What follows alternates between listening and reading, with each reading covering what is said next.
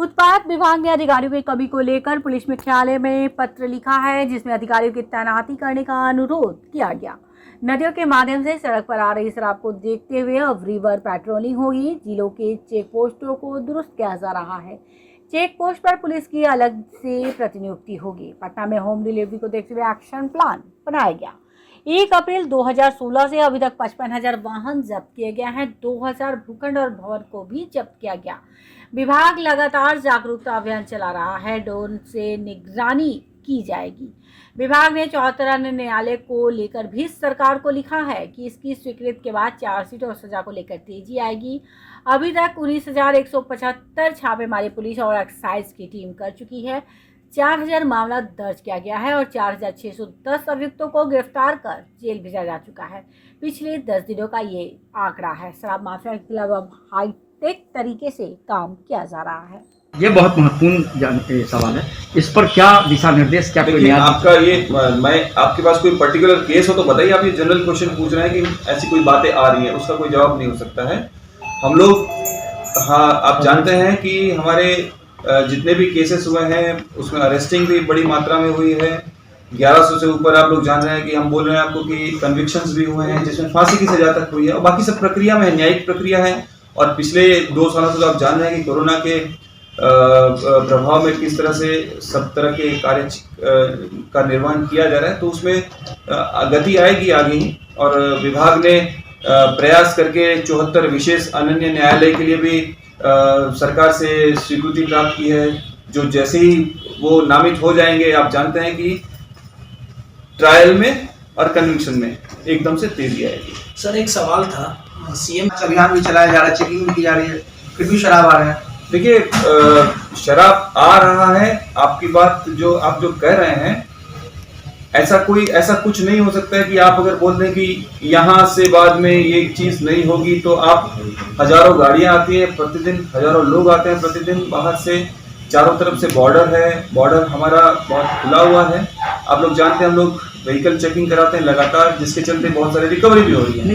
इतने सारे 55,000 के आसपास जो वाहन पकड़े गए, कैसे पकड़े गए? ये सब रोड पर पकड़े गए हैं, ये रोड पर जांच के क्रम में पकड़े गए हैं। तो जो इंटेलिजेंस के आधार पर जितनी भी जानकारी मिलती है हम लोग उसमें कार्रवाई करते हैं और उसको हम लोग रोकने में उस हिसाब से सफल होते हैं। सर एक सवाल है, 1 अप्रैल 2016 से लेकर के अक्टूबर माह के अंत तक अब तक पुलिस और उत्पाद दोनों विभाग ने मिलकर के 55,000 से ऊपर वाहनों को जब्त किया है। उसमें से 37,000 के ऊपर को राजसात कर लिया गया है और उसमें से भी 10,000 के आसपास वाहनों को नीलाम किया जा चुका है। मतलब बाकी सब वाहन नीलामी की प्रक्रिया में है। आप लोग देखते ही होंगे कि अखबार में रोज किसी न किसी जिले की नीलामी की तारीख आती रहती है और इससे सरकार को 62 करोड़ के ऊपर की राशि का राजस्व भी प्राप्त हुआ है और ये प्रक्रिया है जो चलती रहेगी। और 2000 के ऊपर भवन एवं भूखंड भी जब्त किए गए हैं विभिन्न जिलों में और 2000 के आसपास अभी अधिहरणवाद लंबित है जो कि बहुत जल्दी निष्पादित किए जाएंगे। 1 अप्रैल 2016 से लेकर के 31/10/2021 तक पुलिस एवं मद्य निषेध विभाग के द्वारा जितने भी दर्ज किए गए हैं वाद, उन सभी वादों के जो ट्रायल चले हैं कोर्ट में, उसके तहत अभी तक 1176 अभियुक्तों को सजा भी दिलाई जा चुकी है और इस सजा में 3 वर्ष 5 वर्ष से लेकर के आप जानते हैं फांसी की सजा तक के भी अलग अलग सजा सुनाई गई है। और जो 26 नवंबर को जो नशा मुक्ति दिवस मनाया गया, उस नशा मुक्ति दिवस के दिन हम लोगों ने कुछ प्रचार प्रसार अभियान रथ भी चलवाए। आज की तारीख में 18 जिलों में प्रचार प्रसार अभियान रथ चल रहे हैं जिस पर नशा मुक्ति के लिए, शराबबंदी के लिए, जहरीली शराब के संबंध में एवं महिलाओं के सशक्तिकरण के संबंध में, सतत जीविकोपार्जन योजना के संबंध में विभिन्न तरह के वीडियोस चलाए जा रहे हैं जिनसे कि लोगों के बीच में जानकारी, अवेयरनेस में बढ़ोतरी हो और लोग जो है वो इस तरह की जो हम लोग जो चाहते हैं कि मद्य निषेध पूरी तरह से लागू किया जाए, उसमें उन लोगों का हम लोग सहयोग प्राप्त कर सकें। चुनौती आपके सामने वही है शराब तो आप कर रहे हैं, निश्चित तौर पर आप वाहन भी जब्त कर रहे हैं, लेकिन जहरीली शराब को लेकर के क्या, क्योंकि रूरल इलाके में इस तरह की।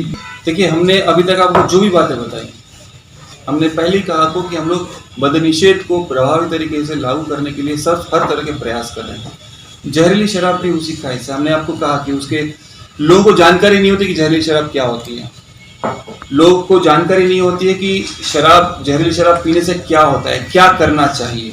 ठीक है, कुछ लोग जो व्यापार में लगे हुए हैं इस तरह के, कुछ लोग जो इसमें मुनाफा कमाना चाहते हैं जल्दी से जल्दी, कुछ सस्ती चीज़ें डाल करके, कुछ गलत सलत चीज़ों का प्रयोग करके, जो नहीं करना चाहिए, ये ना हो, इसी के लिए हम लोग प्रचार प्रसार अभियान,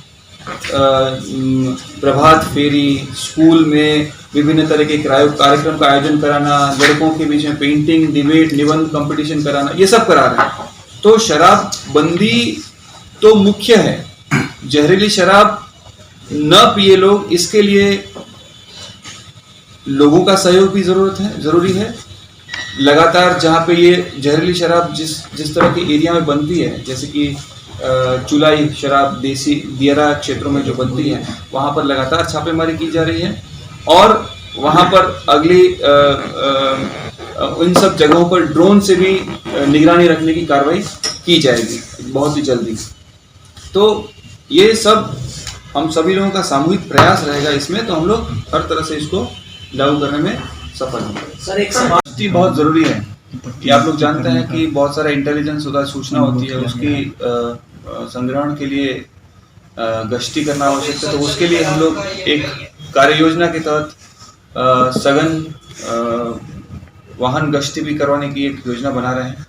नदियों के माध्यम से भी जो ट्रांजैक्शन होता है अवैध शराब का, उसको रोकने के लिए नदी में रिवर पेट्रोलिंग की भी व्यवस्था कर रहे हैं। जिलों को डीएम, एसपी सभी को सूचना दी गई है कि आप क्या लाइव वो कर रहे हैं क्या? हाँ, रिवर पेट्रोलिंग की भी व्यवस्था कराने के लिए सभी जिला के डीएम और एसपी को निर्देशित किया गया है। जिलों में जो आवश्यकता अनुसार गृह रक्षक और सैप को भी उपलब्ध कराया जा रहा है मद्यनिषेध विभाग के पदाधिकारी एवं कर्मी को।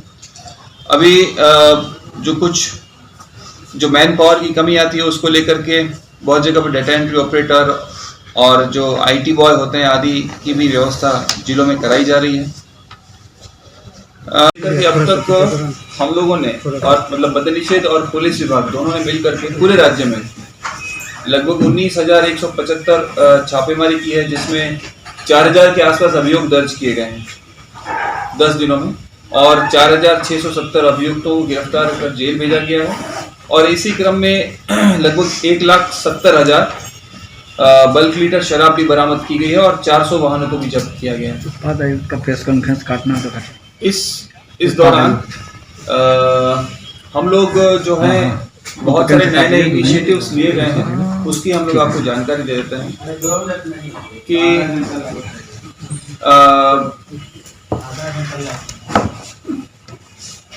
जो विभाग में कार्यबल की कमी है उसको देखते हुए पुलिस विभाग से कुछ पदाधिकारियों की प्रतिनियुक्ति हेतु यहाँ से एक अनुरोध किया गया है कि उपाधीक्षक स्तर, पुलिस निरीक्षक स्तर एवं पुलिस अवर निरीक्षक स्तर के और सिपाही स्तर के भी पदाधिकारी एवं कर्मियों की प्रतिनियुक्ति हेतु हम लोग प्रयास कर रहे हैं।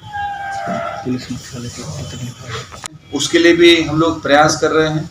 जितने भी चेक पोस्ट हैं हमारे इंटीग्रेटेड चेक पोस्ट प्लस हमारे जो छोटे छोटे check post, integrated check post वो होते हैं जहां पर पूर्व की व्यवस्था के अंतर्गत रोड, कॉमर्शियल टैक्सेस और हमारा मतलब कि मद्यनिषेध विभाग का सबका मिला करके चेकिंग होता था। और कुछ ऐसे चेक पोस्ट होते हैं जहाँ पे सिर्फ एक्साइज की या उत्पाद विभाग की जांच होती है या सिर्फ पुलिस की जांच होती है, बट इंटीग्रेटेड चेक पोस्ट में सभी विभागों की समेकित जांच होती है। तो समेकित जांच चौकियों पर एवं अन्य जो जांच चौकियां बनाई गई हैं, अन्य जो चेक पोस्ट बनाए गए हैं, उसको भी कैसे सुदृढ़ किया जाए, उसके लिए वहां पर मैन पावर की व्यवस्था, कुछ इंफ्रास्ट्रक्चर खड़ा करना हो तो उसके लिए, और भी जो आवश्यकता हो उसके लिए हम लोग जिलाधिकारी एवं पुलिस अधीक्षक को आवश्यक संसाधन जुटा रहे हैं। जो बात आती है कि गश्ती के लिए वाहनों की कमी नहीं हो, जितने भी हमारे थाना है या एक्साइज के जो कर्मी हैं उनको अगर गश्ती करने के लिए वाहन की कमी हो तो उसको भी दूर की जाएगी। उसके लिए भी हम लोग जिला को संसाधन उपलब्ध करा रहे हैं। पिछले सप्ताह में ACS महोदय के द्वारा आप लोग जानते हैं कि पटना जिला की समीक्षा भी की गई और उसमें पटना जिला में जो होम डिलीवरी की बार बार बातें उठती रहती हैं उसको रोकथाम करने के लिए एक्शन प्लान भी मांगा गया है और उसको हम लोग 1 सप्ताह के अंदर उसको फॉलोअप कराने के लिए भी प्रयास कर रहे हैं।